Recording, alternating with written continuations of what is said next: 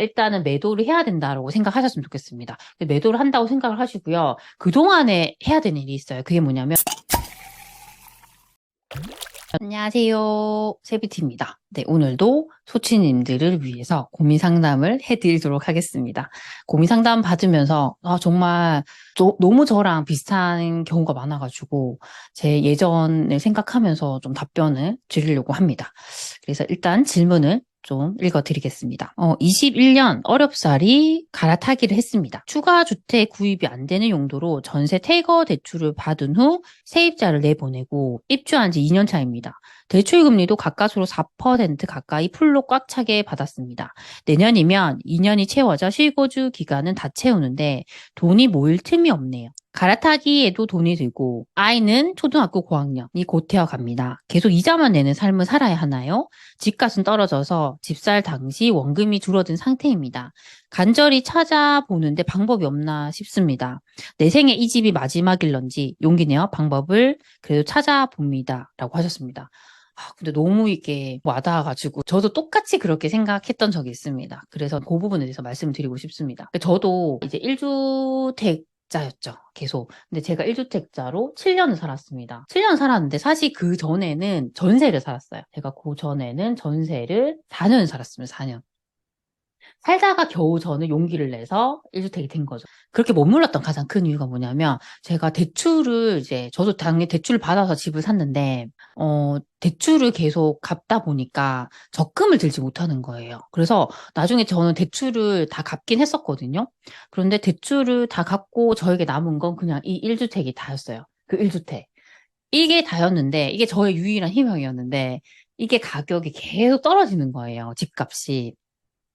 저 희망이 없었습니다. 나는 내 평생 그냥 나는 이 집에서 살아야겠구나. 나는 정말 갈아타기 하고 싶은데 나는 돈도 없고 나는 정말 이 집에 살아야겠구나라는 생각을 했는데 너무 우울했어요. 저는 사실 사람을 되게 우울하게 하는 게 뭐냐면 그 희망이 없다는 거예요, 희망.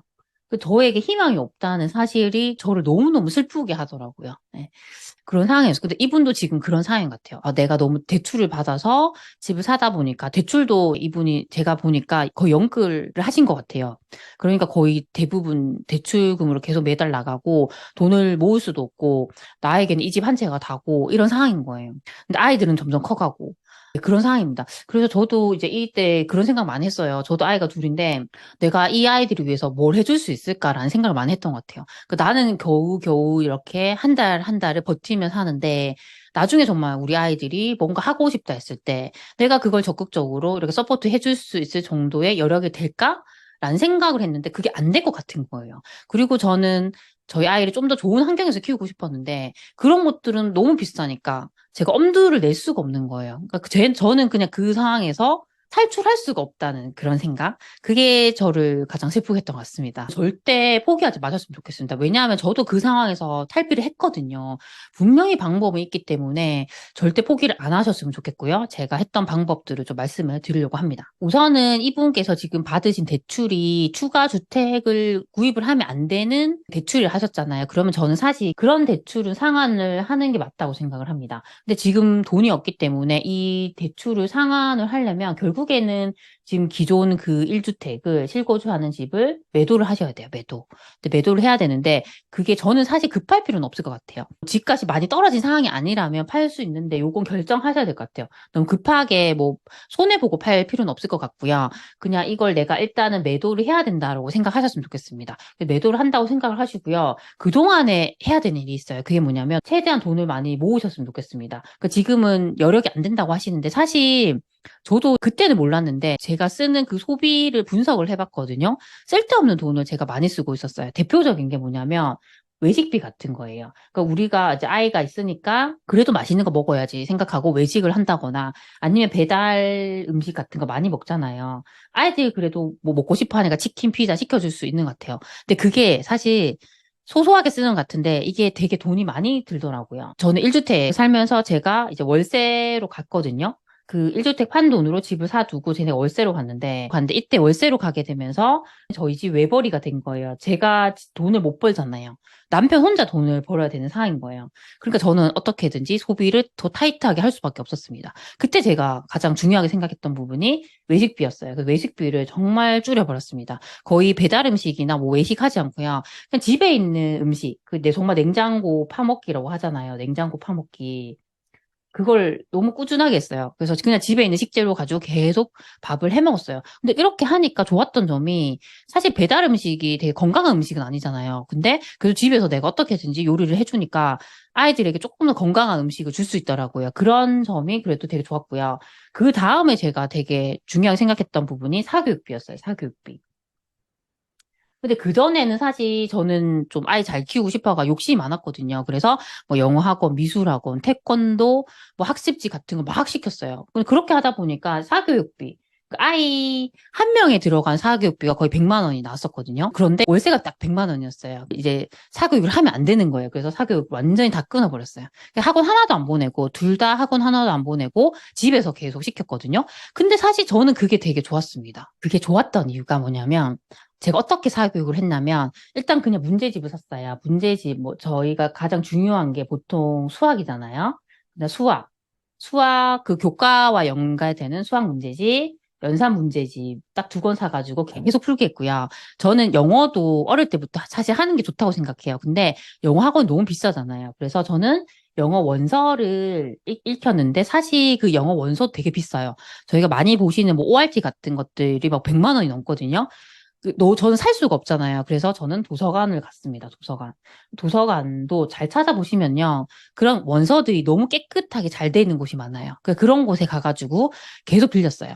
빌렸는데 이때 팁을 드리면 저희가 그 도서관 카드를 가족마다 다 만들 수 있어요. 한 사람당 보통 그 도서관 가면 10권까지 빌릴 수 있거든요. 그럼 이걸 가족 카드로도 통합을 시킬 수 있습니다. 그러면 만약에 우리 식구가 4명이라고 하면 40권을 빌릴 수 있는 거예요. 그래서 저는 요 카드를 활용해가지고 정말 책을 많이 빌렸습니다. 그래서 영어 책도 많이 빌리고요. 또 아이들 책을 사줄 수 없잖아요. 그래서 도서관에서 그냥 책도 되게 많이 빌렸어요. 사실 지금보다 그때 아이들이 책을 더 많이 읽었던 것 같아요. 그렇게 하다 보니까 사실 제가 학원에 보내지 않고도 충분히 제가 원하는 대로 잘 이렇게 키울 수 있었던 것 같습니다. 지금은 또 고학년이니까 고민이 되실 것 같은데 그래도 어떻게 조금 더 뭐 사교육비를 좀 더 줄여본다던가 외식비를 좀 더 줄여본다든가 이런 식으로 해서 일단 내가 좀 더 그 돈을 모으는 방향으로 가시는 거 맞을 것 같습니다. 네. 그리고 제가 그 1주택, 정말 희망이 없던 1주택에서 탈출할 수 있었던 가장 큰 솔루션이, 해결책이 아까 잠깐 말씀드렸지만 제가 월세를 사는 것이었어요. 저 같은 경우는 제가 살던 그 아파트가 3억 정도였거든요. 딱 파니까 3억이 딱 저에게 생기더라고요. 그래서 그 3억을 가지고 저는 전세 끼고 투자를 해 두었고요. 저는 월세를 살았습니다. 근데 이분께서는 지금 자녀가 초등학교 고학년이라 하셨잖아요. 사실 고민될 수 있습니다. 나중에 또 중학교도 가야 되고 친구 관계도 있고 힘들 수 있는데 저 같은 경우는 아이가 1학년을 다니고 있는 상황이었어요. 근데 1학년 다니고 있는데 2학년으로 다른 학교로 가면 아이도 어린데 또 적응해야 되고 힘든 상황인 거 맞거든요. 그래서 정말 고민을 많이 했어요. 정말 내가 이렇게 가는 게 맞을까? 이사를 가는 게 맞을까? 고민을 했는데 저는 이렇게 생각했어요. 지금은 우리 아이가 힘들 수 있지만 우리 아이가 조금 더 시간이 지나서는 아이가 원하는 걸 내가 해줄 수 있으니까 그때 우리 아이에게 내가 더 잘 해주자라는 생각했던 것 같아요. 그렇게 해서 이제 이사를 갔는데 저희 아이가 그렇게 하면서 전학을 한 2번은 했던 것 같아요. 2번 했는데 힘들기도 힘들었습니다. 아이가 이제 조금 친구랑 친해지려고 하면 또 전학을 가야 되고 이런 상황이 있었는데 지금 저희 아이가 6학년 정도가 됐어요. 근데 이제는 괜찮더라고요. 이제 그걸 다 극복을 하고 친구들과 너무너무 잘 지내는 거예요. 그래서 사실 이것도 선택일 것 같긴 합니다. 우리 아이가 너무 예민하고 해서 나는 뭐 그렇게 월세를 간다던가 이게 힘들 수 있어라고 생각하면 못할 수 있지만 나는 그것보다 나중에 우리 아이가 진짜 원할 때 내가 더 지원을 많이 해주기 위해서 난 투자의 방향으로 가겠어라고 하면 저는 그 집을 파시고 더 좋은 곳에 전세 끼고 사두시고 나는 월세를 사는 것도 해볼 수 있을 것 같습니다. 저는 제 상황에서 할 수 있었던 유일한 방법이 월세 사는 거였어요. 제가 돈이 없으니까. 너무 더 좋은 곳에 나중에 갈아타기도 하고 싶고 투자도 하고 싶은데 돈이 없으니까 저는 할 수 있는 방법이 이것밖에 없었거든요. 근데 결과적으로 저는 절대 후회하지 않습니다. 왜냐하면 그렇게 했기 때문에 그 자산이 제가 투자를 한 곳이 올라줬기 때문에 예전에 비해서 훨씬 더 제가 여유로운 삶을 살 수 있게 되더라고요. 그래서 내가 어떤 선택을 할지를 잘 생각하셨으면 좋겠고요. 이런 선택을 하면서 정말 가장 중요한 게 그 가족 간의 합의를 보셔야 돼요. 그러니까 이 집이라는 게 내가 혼자 사는 게 아니잖아요. 결국 우리 가족이 같이 살아야 됩니다. 그렇기 때문에 나 이렇게 나는 좀 월세로 가려고 생각을 하는데 이렇게 해도 되겠어? 라고 좀 가족들과 잘 이야기를 해보는 것도 저는 되게 중요할 것 같습니다. 그리고 이건 좀 마지막으로 되게 드리고 싶었던 말씀인데요. 절대 희망을 놓치지 마셨으면 좋겠습니다. 그러니까 지금 그 질문을 보면 그냥 다 포기를 하신 것 같아요. 그런데 저를 보시더라도 희망이 있거든요. 저도 계속 똑같은 상황이었지만 그걸 해결해 나갔고, 계속 극복을 해 나갔거든요. 근데 그 극복을 함에 있어서 저에게 가장 중요했던 게 그 희망이라는 거였어요. 희망. 내가 나중에 이렇게 하면 내가 지금은 불편하지만 내가 더 좋은 곳에 살 수 있겠지. 내가 조금 더 지금보다는 금전적으로 여유가 생기겠지. 그러니까 그런 희망이 있었어요. 그걸 보고 저는 그 불편함을 다 감수를 한 거거든요. 그 희망은 누구든 다 가질 수 있고요. 누구든 그걸 이룰 수 있다고 저는 생각을 합니다. 그래서 정말 사연 주신 분께서도 절대 그 희망을 놓지 마시고 내가 지금 이 상황에서 나는 어떻게 하는 게 최선일까를 좀 생각을 하면서 방향을 좀 잡아가셨으면 좋겠습니다. 그래서 오늘 제가 드린 말씀이 조금이라도 도움이 되셨으면 좋겠습니다. 그럼 우리 다음 시간에 만나요. 안녕.